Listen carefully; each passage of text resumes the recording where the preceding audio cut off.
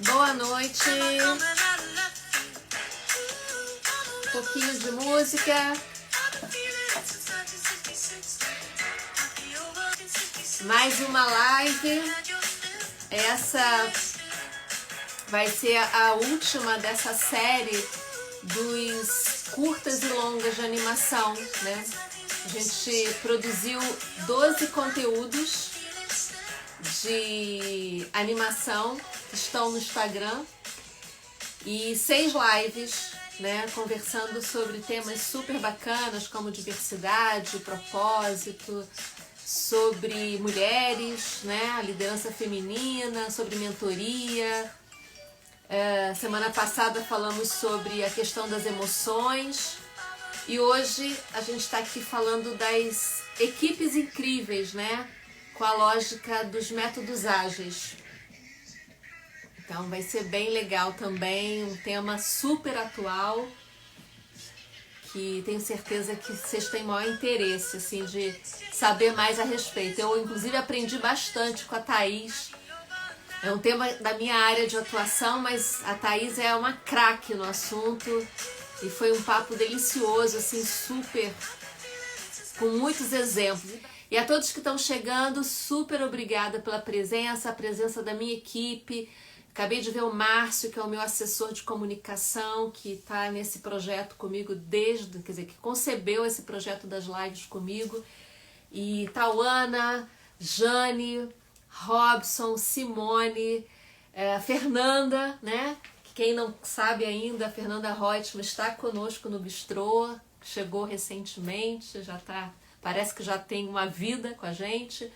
Mas enfim, essa é a última live dos curtas e longas de animação. Eu estava dizendo isso, a gente vai dar uma parada e vamos voltar com outro projeto, com uma série de 10 lives, que eu ainda não vou anunciar, porque vai ter todo um lançamento que o Márcio está preparando, super legal, com temas muito interessantes também, muito atuais, né? E que também focado nessa questão do desenvolvimento de competências diferenciadoras. Bem, então, acho que já fiz essa introdução toda, falando um pouco sobre esse momento. O tema de hoje que a gente vai estar falando é equipes incrivelmente ágeis, tendo como referência a questão dos métodos ágeis, que a craque da Thaís vai abordar bastante, mas eu queria só fazer uma consideração a respeito do filme, né? Por que a gente coloca esse filme? Porque é uma maneira também muito interessante, lúdica e diferenciada de você entender algumas temáticas, né? De olhar para aquelas situações que aquela animação passa e que tem tantas mensagens significativas que para a vida da gente, para o ambiente de trabalho, para as relações interpessoais, né?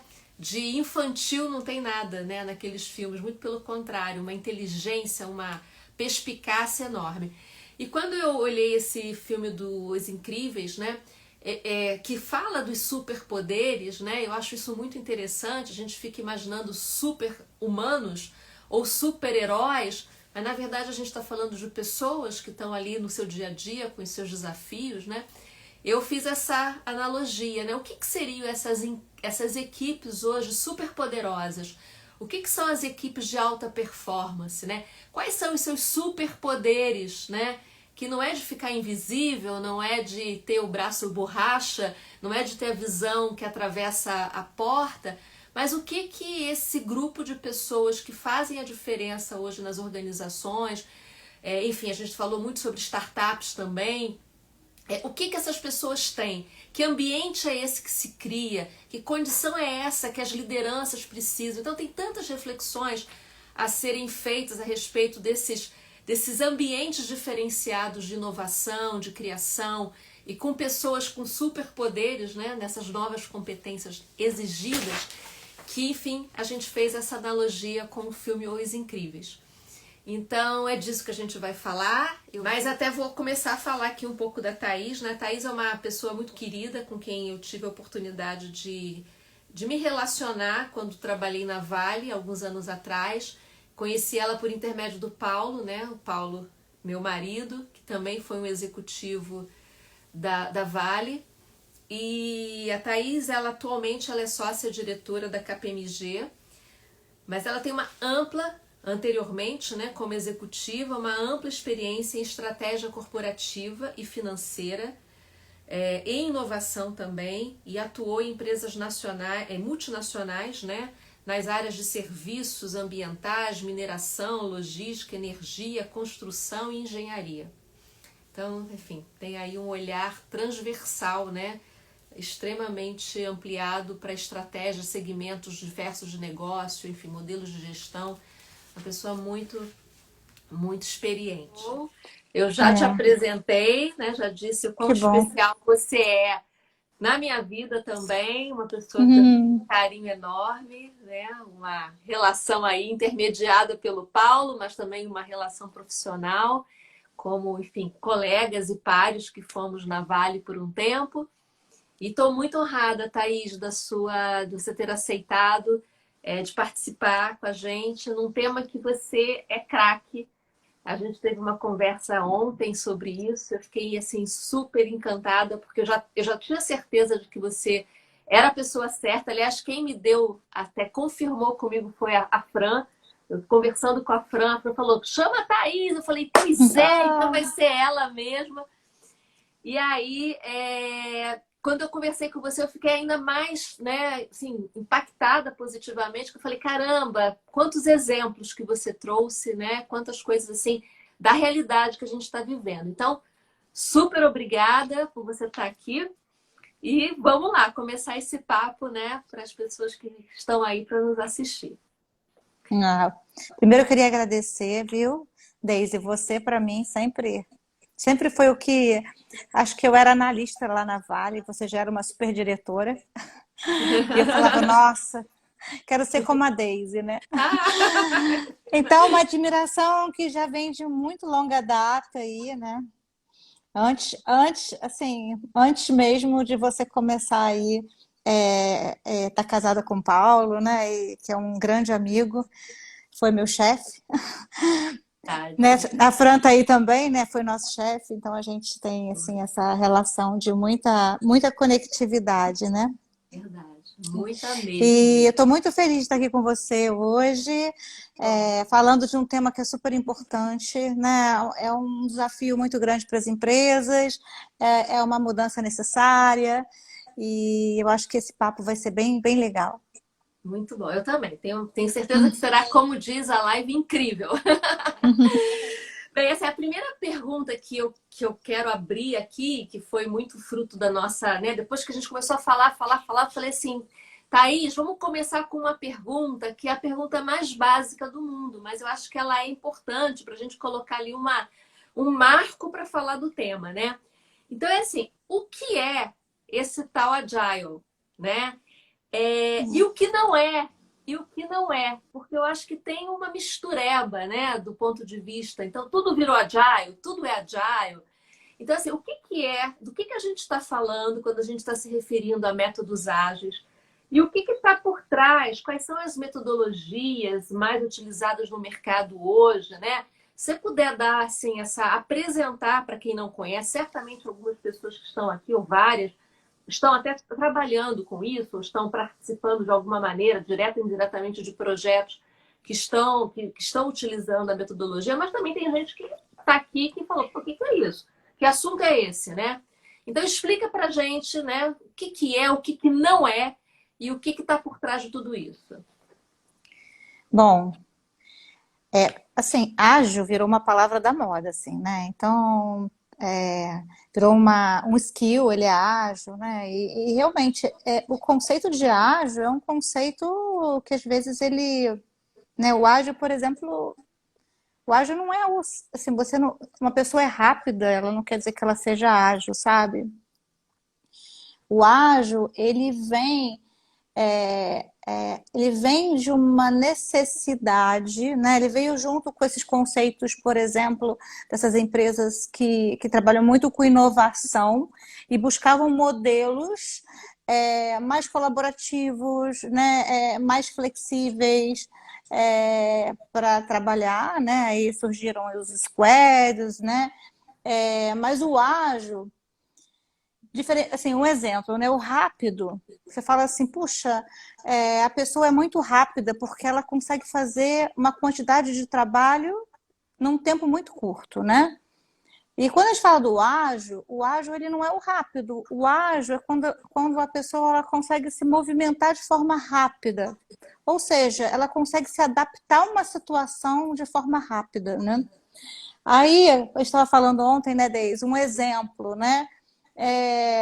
Eu tenho, vamos supor que a pessoa tem uma quantidade de trabalhos para fazer, que é intensa, que é desafiadora, e ela consegue fazer aquele trabalho muito rápido, né?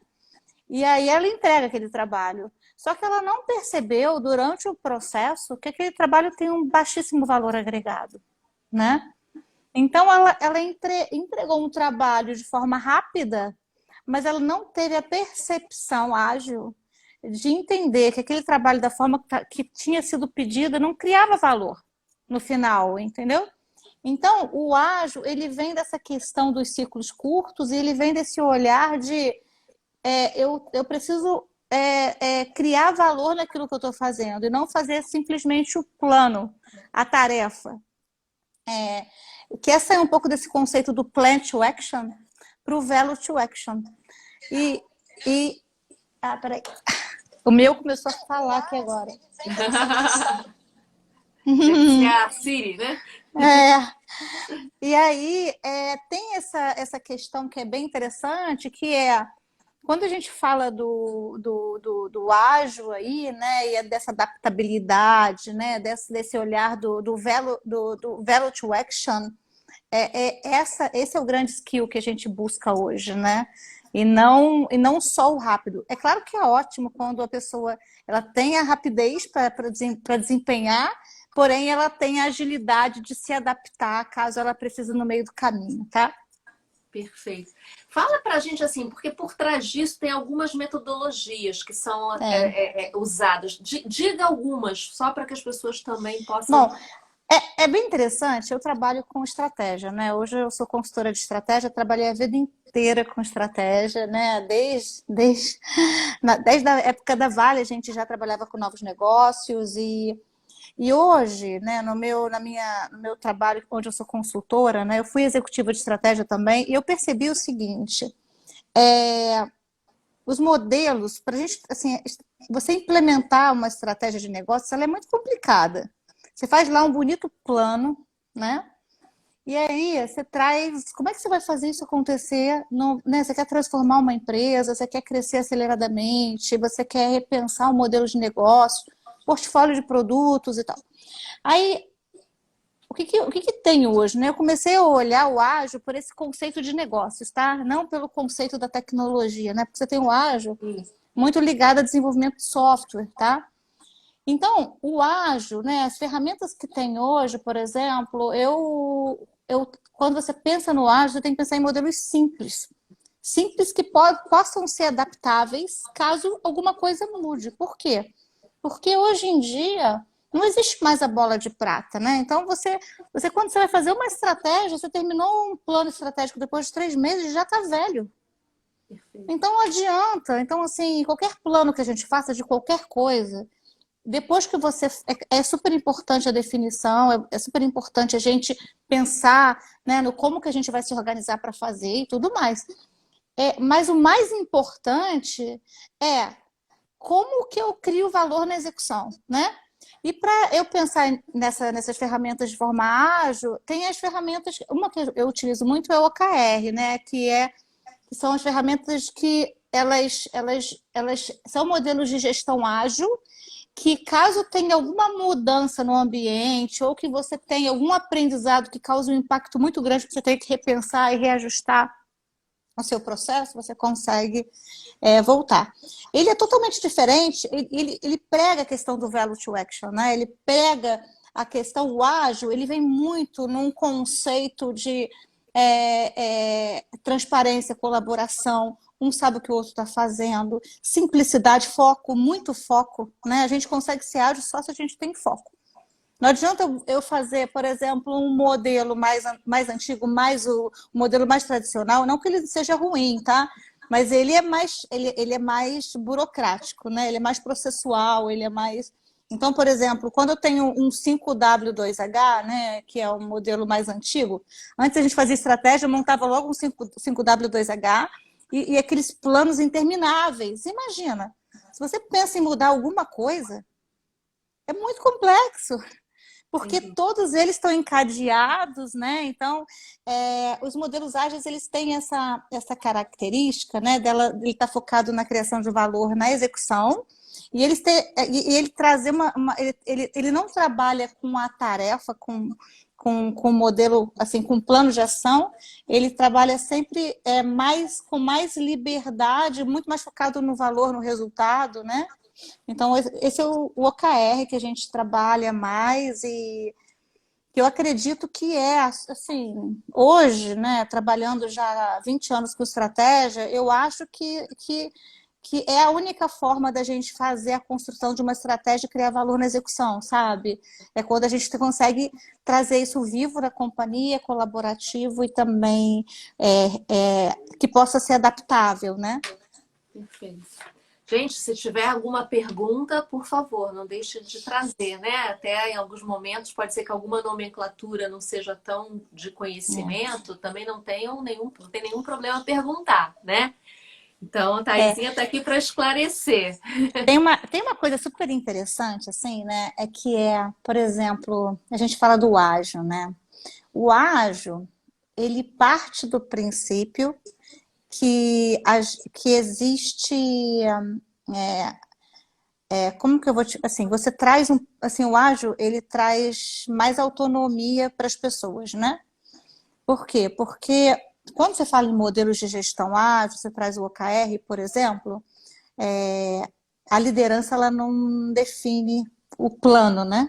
Ela define muito objetivos e results, ou seja, o que eu quero atingir, o que é importante e como é que eu vou mensurar isso. Então, é bem interessante isso, porque os modelos ágeis de gestão, eles promovem que as pessoas elas busquem mais um protagonismo na história, na narrativa daquele trabalho, né? E talvez aí que esteja a grande questão, viu, Daisy? Porque as ferramentas elas não são complexas, elas são até mais simples, mas existe uma mudança na relação, né, do liderado e da liderança, do grupo, né? É, é, assim, os modelos ágeis, eles não pensam muito na hierarquia, né? Eles pensam muito nos objetivos com foco no cliente, por exemplo, na transformação do negócio, né? Então, ele é menos hierárquico e ele é mais colaborativo, né? Por exemplo, se eu tenho um objetivo que eu preciso repensar o meu portfólio de produtos, né? Ou que eu tenho que implementar, por exemplo, uma plataforma B2B na minha empresa, né? Eu vou precisar trazer a pessoa de tecnologia, vou precisar trazer o pessoal de vendas, o pessoal de marketing, né? Uma pessoa que vá entender o financeiro, né? E como que essas pessoas conjuntamente elas trabalham para solucionar, né, um desafio, uma questão, né, fazer uma transformação de forma colaborativa, onde cada um tem o seu papel naquele processo, né? naquele trabalho, né? Então, são modelos mentais que são muito diferentes dos modelos tradicionais, né? Eu acho que você já tangenciou aqui uma das respostas aqui, que foi uma pergunta do Ibrahim, falando dos métodos ágeis com os squads. Então, você já, de certa maneira, você já está trazendo isso, né? Quando você cria esses grupos multifuncionais que estão ali, pessoas de experiências diversas, todas orientadas a resolver uma questão, um problema, solucionar, trazer uma inovação, está aí explicado o porquê desse modelo, né? Da colaboração, da troca. O squad é muito interessante, né? Todo mundo fala em squad hoje em dia também. O squad, ele parte da autonomia alinhada, né? Ou seja, como é que você linka o OKR com o Squad, né?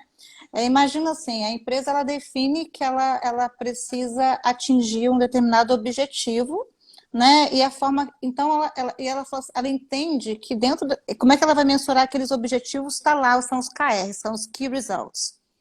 E aí ela chega e fala, tá bom, aqui merece um squad. Então, por que merece um squad? Porque é um problema de negócio que eu preciso de várias competências para solucionar aquele problema. Esse é um conceito de squad. O que tem no conceito do squad, né? Precisa ter liberdade de criação, né? O squad ele não tem um dono, é um grupo de pessoas, tem lá um facilitador, né? Mas ele não tem, não, assim, é um poder muito compartilhado, né? Então ele parte, o squad é um grupo dedicado, né, fisicamente juntos ou virtualmente juntos, mas eles estão dedicados para solucionar aquele problema, que eles têm total autonomia alinhada a um objetivo comum, né, acordado com a liderança, para resolver um problema. Então a decisão está naquele grupo ali, né? E aí você trabalha o protagonismo, trabalha a questão da escuta, a questão né, da autonomia e tudo mais. Então, os squads estão totalmente alinhados, mas é um modelo super difícil de implementar. Porque se a gente está muito acostumado com os modelos mais tradicionais, o waterfall, ou ter um líder dizendo o que você tem que fazer, muitas vezes implementar um squad é um desafio, né, cultural muito grande. Entendi. Aliás, isso até tem a ver com a pergunta da Giovana e com uma pergunta que eu também tinha elaborado aqui, que fala da cultura, né? De como mudar uma cultura de uma empresa para o ágil. E a gente tinha conversado sobre isso, né? E a gente falou assim, quer dizer, será que é um modismo isso? Será que, de fato, todas as empresas precisam migrar para o ágil? Será que todas as empresas conseguem aplicar esse modelo, né? E aí a gente falou muito sobre a questão de modelos de negócio, na maneira como a empresa se relaciona internamente com seus stakeholders também. A gente entrou nessa questão. Eu queria que você trouxesse a sua visão a respeito desses modelos de negócio. Você falou muito das empresas tradicionais, falou também sobre as startups. Queria que você trouxesse essa comparação e essa análise que você faz, que é riquíssima, e o do quanto que isso é viável, quanto que é possível as empresas virarem a chave. Assim, tem um livro que é Reinventando as Organizações, que vale muito a pena ler, né, do Patrick. Que não é novo. Não, não é tão novo. Mas é um dos bons. Mas ele é uma realidade muito presente. Ele assim, existem, assim, eu trabalho muito com ele, assim, por quê? Porque às vezes a empresa, né, você tem lá empresas mais centenárias, que são as Oranges, né, e são aquelas que têm uma cultura meritocrática, muito voltada, né, para a geração de valor para o acionista, muito embasada em planejamento e controle, né? E a questão do bônus nasceu muito aí, né? Quando a recompensa, né, do meritocrático, né? E a maioria das empresas elas estão nessa categoria, né, do Orange, né? E eu lembro da gente lá, né? Falei com você, Daisy, ontem, a gente na Vale, né? E eu fiz o curso lá, como gerar valor para acionista, né? Então, era assim, a gente tinha cursos. Isso, né? A gente tinha cursos, assim, né? Na época do Roger, né? Nossa. E aí, é interessante isso, porque as empresas que têm essa cultura mais meritocrática, elas têm aversão ao erro, elas têm essa tradição do planejamento e do controle, né? Ela tem isso, é muito forte esse padrão. Aí passa para aquelas de 10, 15 anos para cá, que são as green, né? Que já começa a trabalhar a visão, né? A visão mais voltada para o capitalismo do stakeholder, ou seja, já traz a questão do relacionamento, do ecossistema mais forte. Então, são valores diferentes, né? e que eu acho que se adaptam melhor ao modelo ágil, né? Muito mais fácil do que, por exemplo, as empresas que são muito meritocráticas, né? E aí a gente vem para as novas gerações de empresa que são as TEAL, né? Que são aquelas que se baseiam no propósito evolutivo, ou seja, o propósito ele é evolutivo. O propósito não é mais de uma única pessoa. Uma pessoa traz um propósito e todo aquele grupo, ele evolui aquele propósito juntos, né? Então, eles estão ali por uma causa muito maior do que o meritocrático, né? Querem deixar um legado, querem viver uma experiência, então querem participar mais ativamente aí, né, da questão do ambiente em si, e eles têm mais essa questão da autonomia alinhada, que é eu tenho mais autogestão. Se eu estou vinculado a um propósito comum de toda a minha comunidade da empresa, eu, não- eu mesmo consigo fazer a gestão do meu trabalho, né? Essas empresas, quando a gente fala das startups, as startups estão nascendo muito nessa cultura, né? Onde a hierarquia ela não tem tanto valor, né? Onde as decisões elas são coletivas, né? Onde você não tem problema nenhum em errar, pelo contrário, você erra, mas tem que ter agilidade, olha o ágil aí, para identificar que você tá, né, que tem um erro ali e você vai mudar a sua rota. O problema não é errar, o problema é saber que errou e consertar, entendeu? Então, ninguém é penalizado pelo erro como é no modelo de uma organização mais orange, por exemplo, né, onde o erro ele é mais impeditivo, assim, né, as pessoas são mais exigidas a não errar. Então, quando a gente fala assim das startups nascendo, crescendo, essas novas gerações que estão muito mais conectadas com esses modelos de gestão mais TEAL, tá? Vou falar um pouco assim, porque é esse novo mundo econômico que a gente está começando a viver, né? Que são essas startups virando unicórnio, que nascem e já... Assim, é interessante, eu faço mentoria de algumas startups. Tem pessoas que trabalham de graça. Ah, tem um evento no Rio Grande do Sul, a empresa não tem como pagar, a galera pega um ônibus e acampa, sabe? Então, assim, é interessante essa conexão com o propósito. E você fala assim com o dono de uma startup que tem esse modelo mais ligado a propósito, e fala assim, puxa, mas você não quer crescer? Ele fala, pô, para crescer eu tenho que parar de desenvolver, por exemplo, agricultura familiar, eu tenho que começar a consumir material tóxico, então eu não quero crescer. Sabe, essa questão dessas organizações, elas crescem, mas elas crescem bem, mas elas têm sempre uma busca de algo que elas sempre encontram caminhos que são modelos que vão, de certa forma, olhar para o ISD, né? Para esses conceitos mais ligados ao capitalismo do stakeholder. Então, a mudança aí, só voltando para a mudança, acabei me Sim, perdendo por um pouco, favor. desculpa. Não se perdeu de forma alguma, de forma alguma. E aí, fazendo esse link aí com os desafios, assim,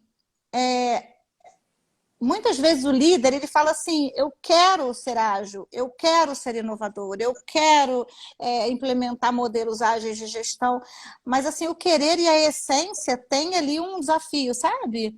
E como as organizações elas estão evoluindo muito mais rápido do que os líderes, pode ser que a gente precisa. Por isso que é super urgente, sabe? A gente começar a trabalhar esses novos modelos nas empresas grandes para que elas não percam as pessoas para as empresas novas que estão nascendo, né? E Não, consigam sensacional. inovar e tudo mais.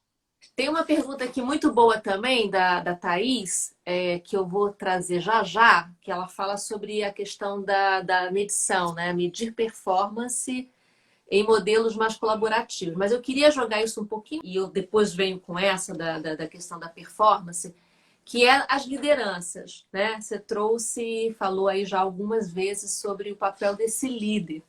E eu acho que é um lugar da gente, de fato, eu que trabalho com desenvolvimento de lideranças, percebo, assim, ainda uma necessidade de grande avanço nesse mindset, né? esse mindset que ainda é muito, especialmente nas empresas mais tradicionais, do comando e controle. Ainda é uma Uhum. dificuldade enorme de delegar, imagina de colaborar, imagina de dar autonomia, né? Se eles têm dificuldade de delegar, dar autonomia, deixar que grupos autogerenciáveis, enfim, é um passo, é um salto muito grande, né? Mas eu queria que você explorasse um pouquinho mais a questão dessas lideranças, né? Quando a gente está falando de líderes que trabalham dentro desse modelo, quais são as bases que você entende dessa gestão, né? E que perfil é esse? Porque eu acho que assim, Deise, isso é muito subjetivo. Pode até ser, mas assim, na sua experiência, o que que você tem visto, né? De que forma que esses líderes contribuem? Qual é o posicionamento desses líderes? Em que eles estão investindo? Que competências eles têm, de fato, brincando aqui com o filme, que superpoderes que eles têm para poder lidar com esse ambiente de autonomia, de mudança, de erro, né? Acho que seria legal você trazer É, isso. acho que assim, hoje cada vez mais, com essa, assim, hoje as empresas que vão sobreviver são aquelas que se adaptarem mais rápido, né? E que se transformarem, se adaptarem. Quando a gente pensa na liderança, hoje a liderança, ela trabalhar essa questão da adaptabilidade é muito importante, a escuta, né? Porque os sinais da mudança, elas estão em toda parte, e muito no colaborador, sabe? Muito na pessoa que está lá na base da pirâmide, muitas vezes, né? Então, a liderança, hoje em dia, o que eu vejo, assim, dentro de um conceito, né, de transformação de mindset, né? O grande desafio é desapegar do poder, né? Porque nos modelos mais flexíveis e mais adaptáveis, né? Não são mais tão hierárquicos, então existe uma liberdade de troca, né? De compartilhamento, de escuta, que é muito importante. Incentivar o protagonismo, incentivar a inovação, né? E tudo isso é uma transformação de essência, né? Não é assim, agora eu quero ter uma Exato. equipe inovadora. Assim, não é, basta querer ter uma equipe inovadora. Exato. Se o líder ele não tem, se ele tem aversão ao erro e ele quer ter uma equipe inovadora, ele assim não vai rolar, sabe? Então, é, eu acho que o grande desafio das lideranças, né, e a maioria das lideranças das empresas mais maduras são lideranças de gerações diferentes da nova, né, dos profissionais que estão entrando agora, né, do pessoal que é mais ligada, conectada a propósito, né, e tal. O grande desafio é esse, como ele construir um ambiente, né, com seus colaboradores de mais colaboração, de mais transparência. Tem um exemplo muito bom. Eu fui fazer um trabalho de estratégia para uma empresa e vamos colocar o ágil, vamos colocar o ágil. E aí, assim, eu já falo o seguinte, a gente vai trabalhar com modelos ágeis, né? E o modelo ágil ele traz uma proposta, traz o pessoal de RH para próximo da gente, porque a ideia é que a gente faça repense os modelos de gestão e tal. E aí a gente fez todo um trabalho, foi implementar o modelo ágil na execução, e ele falou assim, tá bom, mas a estratégia só quem vê é esse grupo aqui. Então, você tem como criar na plataforma uma parte que só a gente vê e outra que todo mundo vê. Já perdeu o conceito, Você não entendeu? está entendendo, né? Já perdeu o conceito, porque Claro. quando você fala assim, transparência, colaboração, né? Como que eu incentivo o protagonismo né, de todo o grupo? Que as estratégias elas não são waterfall, elas surgem dos times, né? E eu escuto e adapto. Então, tem assim, é uma mudança muito grande, muito grande. Até pra gente, Deise, assim, eu Sim, implemento o ágil, mas até para mim, às vezes, assim, eu que sempre fui muito, Paulo me conhece muito bem, assim, eu sempre tive dificuldade de fazer um trabalho que não fosse o melhor trabalho, né? E de repente a gente tem que se arriscar mais, aquele termo do skin game, sabe? A gente tem que colocar, só que assim, não adianta eu falar, legal, eu vou lá, eu vou ter ousadia, eu vou inovar e o meu chefe vir exato. com, Poda, com, né? com a Corta. porta. É isso. Exato. Essas que são as qualidades aí que um líder precisa trabalhar. Eu vejo assim, o pessoal, as equipes de RH cada vez mais importantes nesse processo, né? Perfeito. Porque agora a pergunta da performance que foi Essa feita, é né? legal, da Thaís, né? Que é como medir performance individual em modelos colaborativos. Pois é. O ágil, quando a gente fala em OKR, o OKR ele não está atrelado a bônus, né? A ideia é que ele não esteja, porque o que os modelos ágeis de gestão eles falam, né? Que se eu estou medindo, se eu desafio a pessoa para ela dar o melhor dela, né? E aí só que eu falo o seguinte, eu quero que você se desafie ao extremo, eu quero que você coloque uma meta moonshot aqui, né? Mas aí o cara vai atrelar lá a remuneração dele variável a uma meta moonshot, ele não vai, entendeu? Ele vai colocar uma meta que ele consiga atingir. Por quê? Porque então existe aí existem os modelos híbridos, né? Já existem alguns modelos onde você consegue trabalhar, né? O que acontece, né? O modelo o OKR, por exemplo, como que a gente tem trabalhado com isso? A gente tem OKRs que são mais ligados ao negócio, que aí tem resultados que são atingíveis, a gente desafia, mas dentro do ambiente que ele entende, né? É um desafio que ele. Então, por exemplo, ampliar a capilaridade de venda. Não é algo, né? Mas transformar o negócio, isso é uma coisa que ele, às vezes, ele fala, puxa, como é que eu vou gerar, por exemplo, criar um novo negócio com uma plataforma, uma coisa que ele nunca fez, não sabe como é que vai ser aquilo, mas ele precisa digitalizar, repensar o portfólio de produtos, então são mais são desafios mais aspiracionais, mais transformacionais, né? E tem aqueles que estão dentro do core ali, tá? Quando a gente trabalha modelos ágeis, o ideal é que a parte mais de performance vinculada à remuneração, ela esteja dentro de desafios dentro mais do core e que você traga aí um percentual pequeno onde você desafie ele, mas não, assim, talvez até os desafios mais moonshots, assim, você tire ele do bônus, sabe? Porque é ali, você traga um outro tipo de incentivo individual. Por exemplo, dá uma viagem, dá um curso, sabe? Faça alguma coisa que ele saiba que não tá diretamente ligado lá à remuneração variável, né? Respondi essa questão? Eu creio que sim. Quem foi que fez a pergunta foi peraí, a Thaís. Thaís, se posicione aí, por favor. Se você ficou satisfeita com a colocação da Thaís também, né? Em relação ao seu ponto. Para mim, sim, para mim está bastante claro, né? Mas é legal a gente ter o feedback aí de quem levantou a questão. Tem uma outra perguntinha aqui, desculpa, mas acho que você já respondeu, que o Marcelo pergunta sobre o mindset do líder. A questão do ágil versus senso de urgência versus entrega rápida. De certa maneira, você falou sobre isso no início, né? Quando você fez a distinção É, entre o rápido e o é. ágil.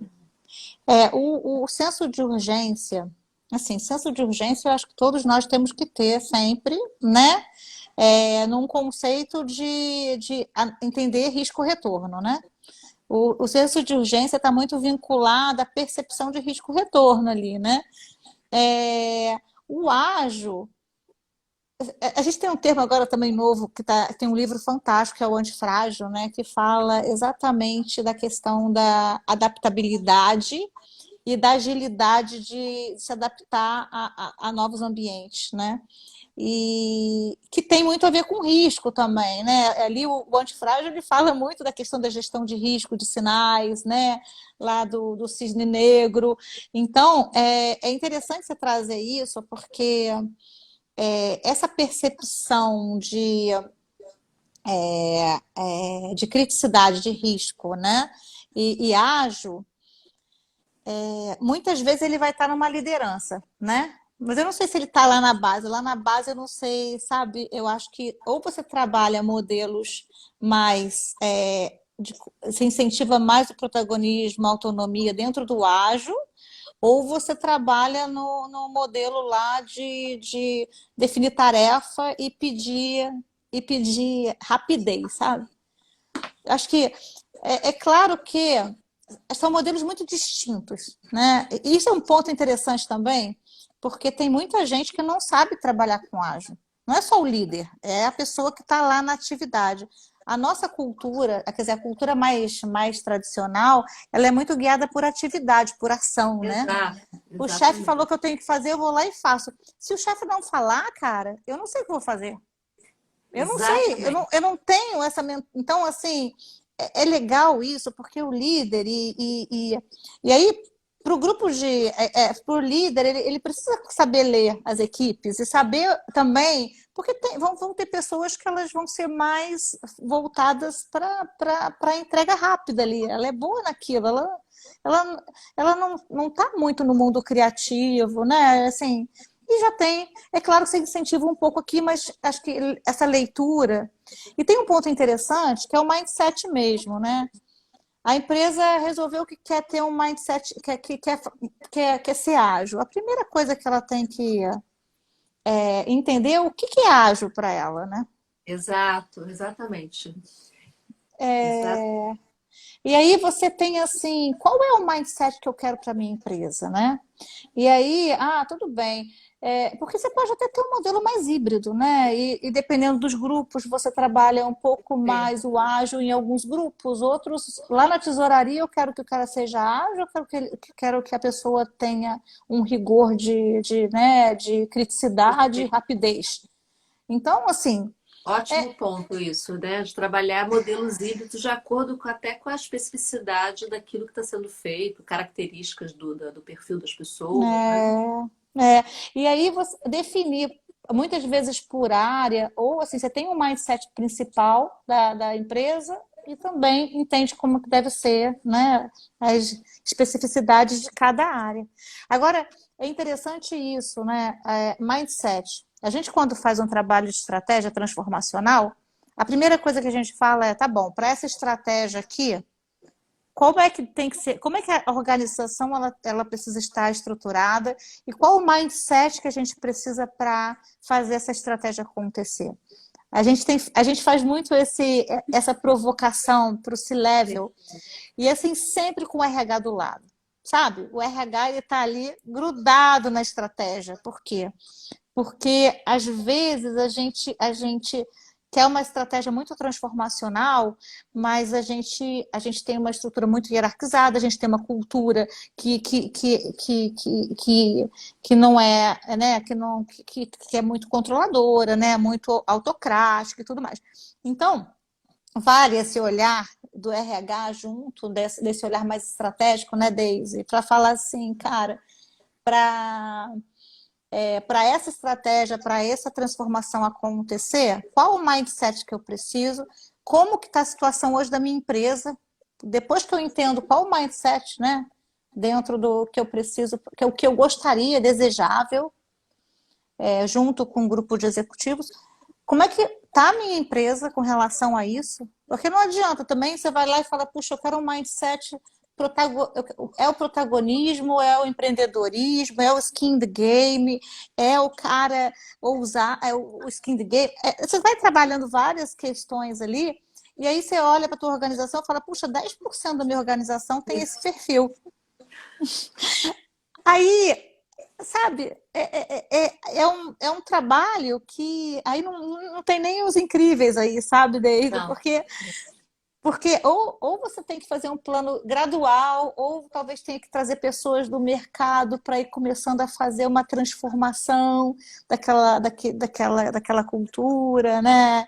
Eu É, já estava num trabalho, num projeto, né? Evidentemente que eu não vou citar aqui nomes e tal, mas a gente estava falando exatamente sobre uma das alavancas para poder fazer uma transformação é a diversidade, né? Então, assim, sim, como estão os perfis da sua empresa? Alguns, não é o caso desse projeto que eu estou envolvida, mas às vezes você faz essa pergunta para determinados clientes, eles não sabem nem responder qual é como é que é formado o perfil da sua empresa, né? E é importante que não apenas saiba como é esse skill, quais são os perfis que estão ali mais dominantes, mais presentes, como ter uma abertura de diversificação, né? E eu não estou falando só por questões de inclusão e diversidade, não, que já é uma excelente causa, é uma pauta que tem que se colocar na agenda, mas também por isso, por inovação, por visões diferentes, por experiências diferentes, né?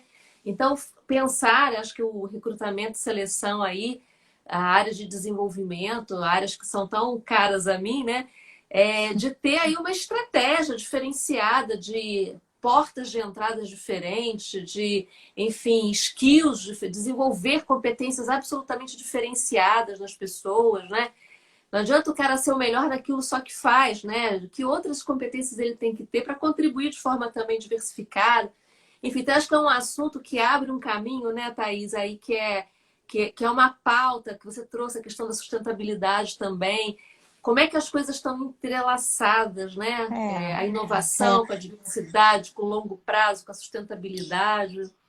Eu agora tenho trabalhado muito com ESG, a gente fala da transformação dos modelos de negócios com ESG, né? E é tão interessante isso, Deise, porque é outra mudança, né? A gente vem E assim, a sustentabilidade, por mais que ela tenha sempre existido, né? Ela ganha um papel agora muito estratégico, né? Então, ela consegue trabalhar o valor. Assim, se a gente tem uma boa estratégia de sustentabilidade ESG, a gente acompanha e faz parte dos ODS, tem um impacto muito grande para a empresa, né? Assim, antes era good to have, agora já é o must have. Exatamente. E, e assim, esse é um outro. A gente fala do ágil, mas assim, como que a gente consegue levar conceitos ligados? E aí você volta para o propósito, né? É o propósito social, é o propósito de inclusão, diversidade e tal, que são conceitos que a gente pode trazer dentro de uma mudança de mindset também, de transformação de negócio, e como que eu consigo adaptar as empresas para essa nova realidade de mundo, né? Essa transição para a economia verde, né? E a gente hoje as empresas estão sendo muito cobradas por isso. E as startups elas já nascem com isso, então elas não precisam se reinventar ou né? Elas já nascem. Tá no DNA, né? Já vem no É, DNA. então, assim, eu acho que vem esse desafio. E assim, trago, você que é totalmente people aí, né? Olha muito para desenvolvimento. O RH, ele é estratégico. Assim, eu falo isso, é tão interessante, né? Porque a gente acha que o estrategista é estratégico. O CEO é estratégico, o diretor de marketing é estratégico. Não, sabe? O RH, ele até é interessante porque as pessoas do RH, né, tem o RH mais operacional, ligado à folha, sindicato e tal, e aí, para mim, está dentro daquela linha de que tem muitas políticas, muitas regras, né, e tal. Mas, assim, eu estou olhando para o RH mais estratégico, tá? Ou para a sustentabilidade mais estratégica. Esse papel é de vocês, sabe? Quando a gente quem faz as coisas acontecer, quem faz uma estratégia acontecer, quem faz uma mudança de mindset para o ISD dentro de uma empresa são as pessoas. Sem Então, dúvida. são as pessoas. Então, se a gente não tem essa posição da sustentabilidade, do RH mais estratégico, mais lado a lado da alta direção, ali, sabe, suportando e observando, né? Eu brinquei com a Daisy ontem, falei, olha, se eu fosse CEO de uma empresa, eu ia estar com o RH do lado, assim, do meu lado, porque eu estou comunicando e tem alguém que tem uma percepção muito boa de escutar e entender se aquela comunicação ela tá gerando vibração, né, para a equipe, né? As pessoas estão engajadas com aquilo e tal. Então, eu fiz outro dia, eu dei uma aula de ISD, né, para estratégia, assim, sustentabilidade dentro do olhar de novos negócios, de estratégia de negócios, e eu falei, gente, já está aqui, ó, né? O ISD já faz, já cria valor para a empresa. Então, vamos sair do processo, sabe? E vamos começar a olhar para valor de negócio, vamos assim, olhando o capitalismo dos stakeholders, né? Olhando aí os impactos que os ganhos. Teve um exemplo, Braskem. Eu até trouxe, assim, achei super interessante esse case, né? Tem o plástico verde da Braskem. Eu participei do projeto lá atrás, quando era da Vale. Eu participei do projeto do plástico verde. Começou com um engenheiro, né, Roberto, que ele começou aquela fábrica lá em Camaçari. Era um projeto de investimento relativo, mas era uma coisinha pequena, né? Naquele então, lá para 2007, 2008, a Braskem queria estar entre as 10 maiores petroquímicas do mundo, né? Aí você olha para a Braskem hoje, né? A Braskem hoje ela quer ser a maior empresa de química sustentável. Então, assim, olha que interessante. Só que, assim, ela foi ela começou lá atrás, né? A Braskem, ela teve aí uma equipe pequena, foi trabalhando novos conceitos de mindset, né?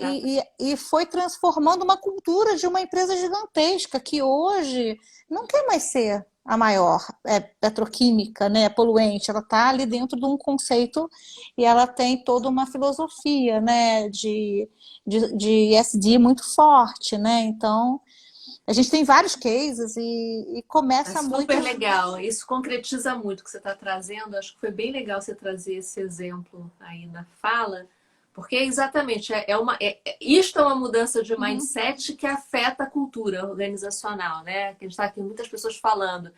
A questão da própria cultura. Até o Marcelo aqui falou aqui, Marcelo Peixoto, a cultura pode ser o maior obstáculo para implementar estratégias focadas na inovação. E é verdade, né? A cultura pode ser um grande fator de dificuldade de mudança, porque você tem coisas tão enraizadas, né? Então, não adianta só você pensar na estratégia, é o que você disse. Você pode ter uma estratégia, mas como é que você trabalha internamente toda uma mudança de posicionamento, de relacionamento, perfis de pessoas. São tantas alavancas, né, Thaís, para serem trabalhadas, né? Para de fato você conseguir criar essa transformação. Teve agora uma situação interessante, inovação, né? As grandes empresas, elas foram para hubs de inovação, né? Aí uma grande empresa precisa fazer uma transformação, ela pega um grupo, coloca dentro do cubo e fala, agora você vai inovar. E aí o que acontece? Você começa a criar ali pessoas que têm uma percepção inovadora, mas depois como que integra, né? Exato. Como que integra? Parte, né? E aí, pois é interessante, a KPMG, ela tem, claro, toda a empresa KPMG, só no Brasil tem mais de 100 anos, a gente tem o LEAP, né, que é a inovação. Pô, é uma área maravilhosa aqui que a gente construiu há 3 anos atrás, e que está fazendo realmente uma transformação aí na nossa cultura. Mas, assim, até os cargos são diferentes. Né? Eles não gostam de falar em diretor. Lá é decoder, sabe? Lá é arquiteto de software. Então, assim, quando a gente, assim, é interessante porque são mundos muito diferentes. E a grande desafio é como é que se integra. E aí trabalhando as lideranças, sabe? Trabalhando assim um pouco as lideranças para começar a integrar, né? Porque não adianta botar lá no Cubo, no InovaBra e deixar o grupo lá. Olha, minha empresa está inovando Tem um É que grupo nem, lá é que fazendo um nem, trabalho. é exatamente, criar o grupo da inovação, né? O grupo da inovação, o grupo da sustentabilidade, o grupo e aí, como é que as pessoas participam disso, né? Na verdade, não participam, né? Porque não Continua hierárquico, né? Na verdade, continua. você vai ter um modelo ágil lá no grupo de inovação que está lá no cubo. Isso, Até fora, fisicamente, da própria, né? Do próprio ambiente, né? é. Thaís, a gente já está chegando aqui ao finalzinho. Tem duas coisinhas aqui que eu acho que é importante trazer. Eu achei bem interessante a pergunta do Ibrahim, com uma Uhum. pergunta final. Até eu já tinha preparado uma do RH, mas acho que você foi brilhante aí trazendo essa análise, né, da Uhum. importância do RH e o quanto que o RH tem que estar na cadeira, porque é uma cadeira de peso, né? Então, para de fato sentar, tem que saber fazer, inclusive, os enfrentamentos, né? Eu venho falando muito disso. O RH, para ser estratégico, tem que estar numa posição de enfrentamento também, né? De questões que não são simples, né? E que, de fato, precisa ter coragem, precisa ter argumentos, precisa ter conceitos, precisa ter, enfim, né? Uma visão sistêmica. Acho que foi bem legal a sua abordagem.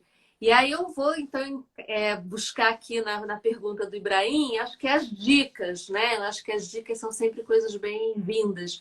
O Ibrahim, especialmente, está vivendo aí uma transição para uma posição em que ele vai estar liderando um projeto com esse formato, com essa abordagem. Que dicas que você traz aqui para o grupo que está nos assistindo, para quem está querendo conhecer mais desse mundo, se aprofundar, enfim. Você falou do livro, eu estou até com ele aqui. É um livro É. sensacional, gente. É uma Esse é bíblia mesmo maravilhoso. de tamanho, mas como diz Thaís, né, quando ela falou para mim, Daisy, o ágil é necessário.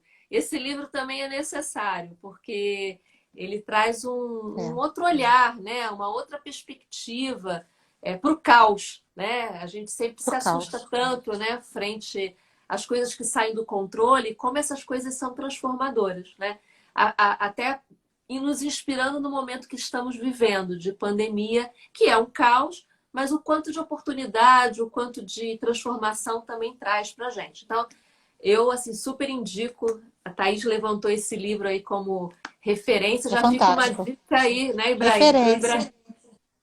Mas que outras dicas Essa você é uma dica. traz? A dica, assim, o ágil está muito ligado à agilidade de você fazer mudança de rota, né? A você entender se está criando valor. Então, valor, né, dentro do processo, né?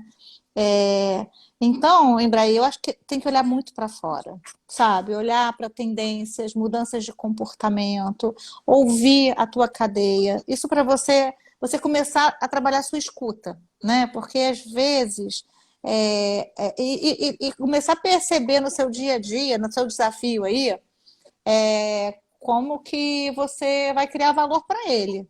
Esquece o plano, sabe? Pega o plano, deixa ele de lado, lá, bota numa gaveta bem lá no fundo e fala como é que eu vou criar valor nesse projeto? Entendeu? O que eu quero atingir? Como é que eu mensuro? Esquece o plano. E aí, esse é um exercício bem interessante de fazer. E assim, hoje assim, quando a gente fala assim de ágil, né? O OKR, tem o John Doerr, que é outro livro fantástico, né? Que foi quem trouxe o OKR na década de 70. Ele foi um dos investidores do Google, e desde então ele implementou. Então, ele traz esse conceito, ele faz essa transformação, essa ruptura de conceitos, né? Dos modelos waterfall para os modelos ágeis de gestão. Acho que vale você conhecer esse livro também. Tem vídeos dele, tem TED, sabe? Tem empresas hoje no Brasil. A KPMG ela é parceira da Coblu, que tem muito material sobre ágil, tá? Os sócios fundadores. É uma startup, e a gente tem trabalhado com eles. Inclusive, hoje a gente utiliza a plataforma da Coblu para fazer a nossa gestão ágil, tá? Dentro da KPMG, e eu trabalho muito com eles, aí são nossos parceiros. Então, entra lá eles têm podcast, eles têm várias coisas escritas lá na empresa, acho que é legal também. Acho que é isso, assim, esses dois livros para mim são os principais, viu? Eu tô pensando, tem Alguma... também o por Growth, favor. aquele do Growth Mindset também é fantástico, né, Daisy? Assim, Sim, aquele ali é uma mudança de, assim. sem dúvida. Tem um que vale também muito. Você quer criar valor? Tem um antigo que para mim é minha bíblia, que é o Blue Ocean, sabe?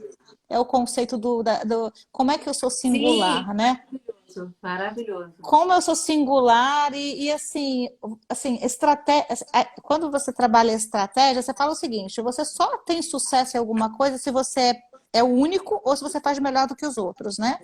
Como é que você cria valor? E acho que você trazendo o Blue Ocean aí também é um conceito bem importante. É isso.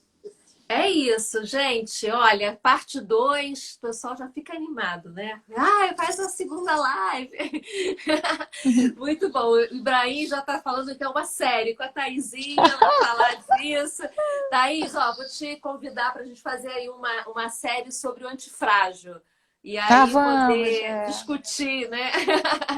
Super ideias aí. Gente, olha, não deu para olhar para tudo, mas eu acho que eu peguei as questões assim, né? Tem muitos comentários.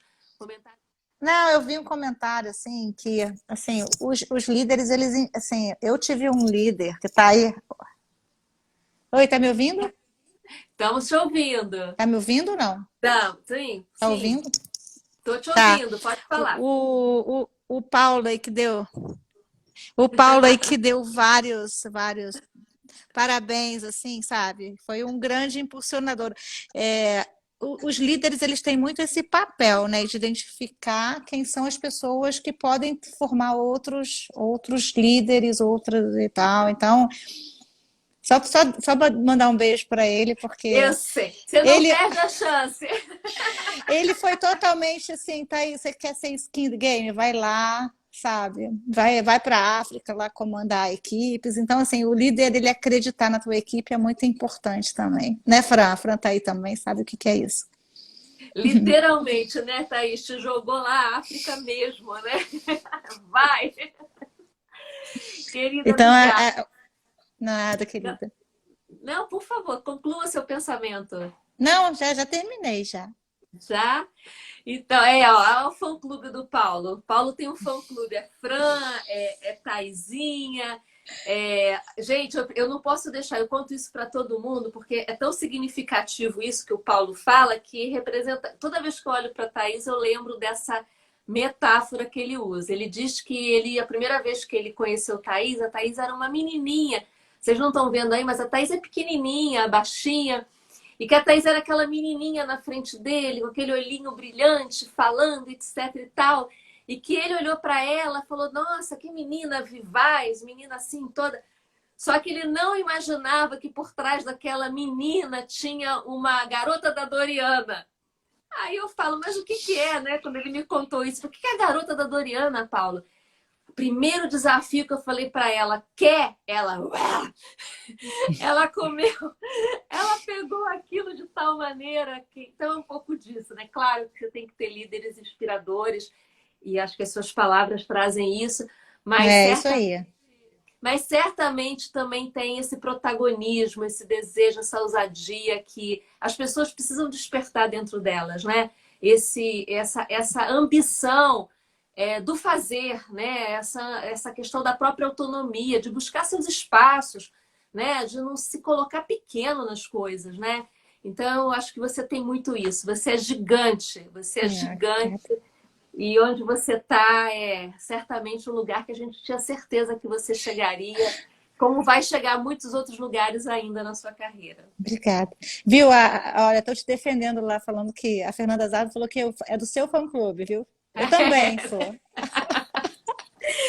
Bem, não estamos falando de mim. Olha só, eu sempre termino, e eu não vou deixar de terminar aqui. Obrigada, querida Ana, Solange. Eu sempre termino com uma poesia, né? Acho que você já deve ter ouvido aí Legal. alguma das lives. Eu Uhum. acho que é um momento assim de desligar, da gente dormir bem. Eu sempre leio uma poesia antes de dormir. Então eu trouxe uma que a princípio parece que não tem nada a ver com o que a gente falou, tá? Mas eu acho que tem muito a ver, porque a gente está falando de autonomia. E Paulo botou uma música altíssima aqui em casa agora. Estou aqui brigando com a música.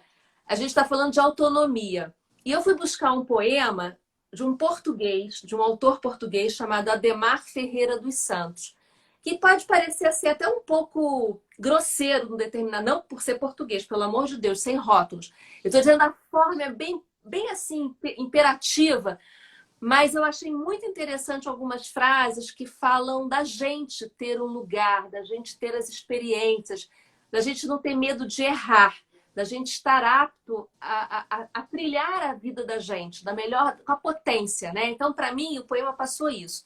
E eu vou ler para a gente poder encerrar. Ele fala assim: não cobiço nem disputo os teus olhos. Não estou sequer à espera que me deixes ver através dos teus olhos. Nem sei tampouco se quero ver o que vem e do modo como vêm os teus olhos. Nada do que possas ver me levará a ver e pensar contigo. Se eu não for capaz de aprender a ver pelos meus olhos e pensar comigo. Não me digas como se caminha e por onde é o caminho. Deixa-me simplesmente acompanhar-te quando eu quiser. Se o caminho dos teus passos estiver iluminado pelas mais cintilantes estrelas que espreito às noites, e mesmo que tu percas e eu te perca, alugres na caminhada, certamente nos reencontraremos. Não me expliques como deverei ser, quando um dia as circunstâncias quiserem que eu me encontre, no espaço e no tempo de condições que tu entendes e dominas. Semeia-te como és e oferece-te simplesmente a colheita todas as horas. Não me prenda as mãos. Não me faças delas instrumento dócil de inspirações que ainda não vivi. Deixa-me arriscar o barro, talvez impróprio. Na oficina onde ganham forma e paixão todos os sonhos que antecipam o meu futuro. E não me obrigues a ler os livros que eu ainda não adivinhei, nem queiras que eu saiba o que ainda não sou capaz de interrogar. Protege-me das incursões obrigatórias que sufocam o prazer da descoberta. E com silêncio, intimamente sábio das tuas palavras e dos teus gestos, ajuda-me serenamente a ler e a escrever a minha própria vida. Nossa, lindo. Eu achei muito a ver com autonomia, né? Com a história de um líder que inspira, que ilumina, que está ali como uma possibilidade de apoio, de referência, mas que não te obriga a ser algo que você não deseja ser. Então, eu estava até na dúvida se eu ia ler esse poema no final, mas quando você trouxe essa história do Paulo e falou da sua trajetória, eu acho que é isso, né? Você criou a tua trajetória, a tua vida, e quando necessário, quando precisou, tinham pessoas que podiam, né, estar ali de lamparina, enfim, de luz, de estrela na sua vida. E eu acho que essa é a trajetória que a gente precisa fazer, né, na nossa vida e naquilo que a gente pode doar para o outro, sem nenhuma obrigação de receita, né, enfim, de pré-definições, preconceitos, né? Maravilhoso. Estou emocionada aqui. Jura? Que bom. Parabéns. Imagina, a ideia era trazer um pouco essa reflexão, né, do quanto que tudo começa na gente, né, Thaís? Tudo. Tudo começa na gente. E vamos formar mais líderes inspiradores, né, para transformar mais gerações, né? Porque hoje as pessoas só ficam na empresa se elas querem. Elas não têm mais medo nenhum de fazer mudanças. Então, isso que você trouxe aí da autonomia, né, da conectividade emocional, ela é super importante. Exatamente. Querida, olha, te agradeço muito. Beijo. Passamos aí um pouquinho do tempo previsto. Foi muito legal ter você aqui. Foi uma honra. Parabéns pela sua história, parabéns pela sua trajetória e obrigada por ter sido tão generosa compartilhando conosco seus aprendizados, sua vivência, sua experiência. Tá bom, se alguém precisar de alguma ajuda aí com ágil, viu, Ibrahim? Ah, depois você pega meu contato com a Daisy, a gente bate um papo, toma um café, tá bom? E aí a gente troca Muito aí um bom. pouquinho, tá bom? Uhum. Então tá bom, querido. Olha, boa Um noite, um beijo. beijo a todos, gente, e até breve com a programação que a gente vai divulgar. Semana que vem não tem live, mas já já a gente está voltando com uma nova temática, enfim, aí com uma. Serão 10 lives seguidas dentro de um novo projeto que eu vou divulgar para vocês. Um grande beijo a todos, boa noite, fiquem em casa, se cuidem, saúde para todos.